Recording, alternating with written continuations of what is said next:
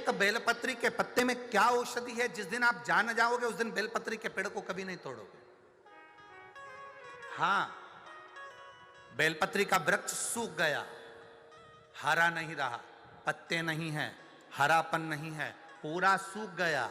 बेलपत्री के वृक्ष को बजा कर देखो, पूर्ण तरह से अगर सूख गया है, तब उसकी जो जड़ निकाली तुमने, उस जड़ को निकालकर इधर उधर फेंकना नहीं, उसका चंदन बनाकर एक मुठिया बनाकर तैयार रखो। और जब तुम्हारे जीवन में तुम्हें लगे कि हरे वृक्ष को नहीं काटना, हरे वृक्ष को बेकार नहीं करना, जो बेलपत्री का वृक्ष सूख गया हो, जो पत्ती नहीं आ रही, फल नहीं आ रहा है, पूरा सूख गया, उसको तुमने बजाकर देख लिया कि बेलपत्री का वृक्ष पूर्ण तरह से सूख चुका है, ये किसी काम का नहीं रहे, थोड़े समय के बाद लोग इसे काट लेंगे, उसमें पत्ती नहीं आती, फल नहीं आता, पूरा सूख गया है, उसमें ना पत्ती है ना फल है, अड़भंगा है, बिल्कुल खाली। उस बेलपत्री के वृक्ष की जड़ को, उस तने को, उसको निकाल लो और उसकी एक अच्छी मुठिया बनाकर तैयार रखो।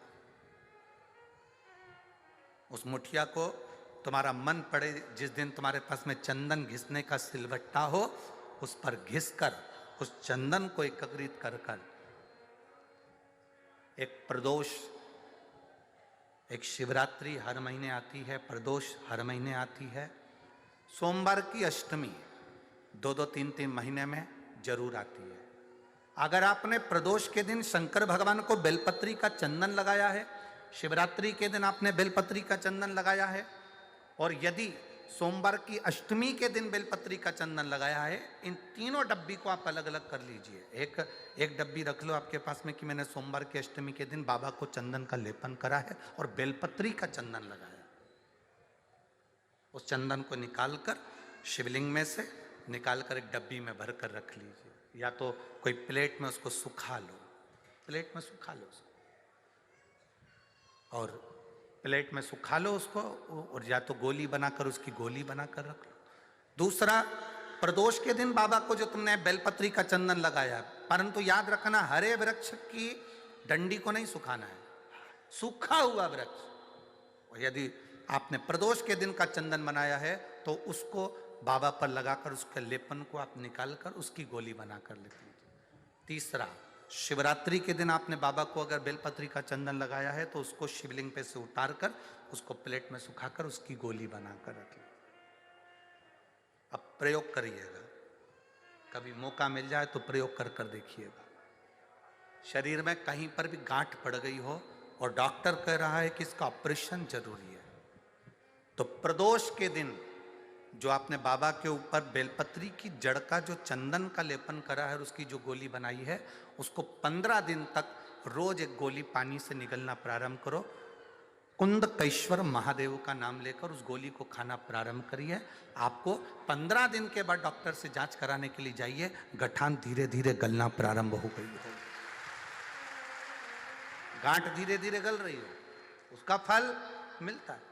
प्रदोष वाली बेलपत्र का चंदन का जो गोली तुमने बनाई, उसका फल तुम्हें मिलेगा। का जो चंदन है, बाबा को जो तुमने बेलपत्री का चंदन का जो लेपन करा है, देखिए डॉक्टर हनुमान जी के यहाँ पर ये कथा चल रही है, करने वाला डॉक्टर हनुमान जी हैं, कराने वाले डॉक्टर हनुमान जी हैं, और सुनने वाले डॉक्टर हनुमान जी हैं, और बोलने वाले भी डॉक्टर हनुमान जी हैं। कर लिया वो आपके ऊपर। दूसरे नंबर पर है सोमवार की अष्टमी के दिन का चंदन, जो आपने बेलपत्री के जड़ को घिसा है। फिर कहूंगा, इस बात को विशेष बार बार कह रहा हूं कि हरे पेड़ को मत काट लेना, हरे पेड़ को नहीं, जो पेड़ पूरी तरह से सूख गया, ना पत्ती ना फल, उसको बजा कर देख लो कि यह पेड़ पूरा सूख चुका है, तब उस पेड़ की जड़, जो जिसको लोग काट कर ले जाने वाले हैं, बाहर फेंकने वाले, उसकी जड़।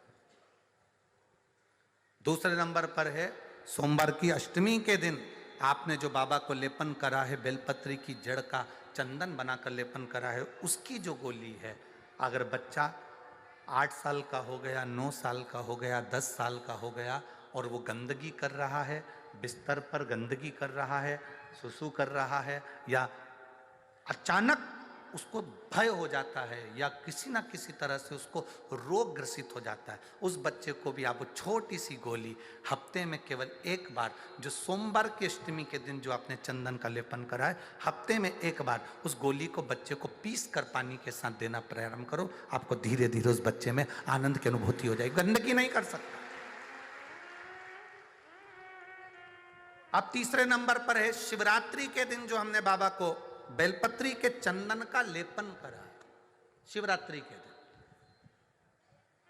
शिवरात्रि के दिन हमने बाबा को जो बेलपत्री का चंदन का लेपन करा, उस चंदन की गोली, कभी डॉक्टर कह दे कि तुम्हारे रीढ़ की हड्डी में गैप हो गया है, तुम्हारी पीछे की जो रीढ़ की हड्डी उसमें गैप हो गया है, या आपकी जो हड्डियां हैं वो कमज़ोर हो गई हैं, या घुटने की हड्डी कमज़ोर हो गई है, कुर्सी पर बैठना पड़ रहा है, तो उस समय पर हफ्ते में 2 बार जो तुमने शिवरात्रि के दिन बाबा को चंदन का लेपन करा और उसकी जो गोली बनाई, वो हफ्ते में 2 बार आप उस बेलपत्री के चंदन की गोली को लेना प्रारंभ करो। रीढ़ की हड्डी में जो गैप होगा वो भराना प्रारंभ हो जाएगा।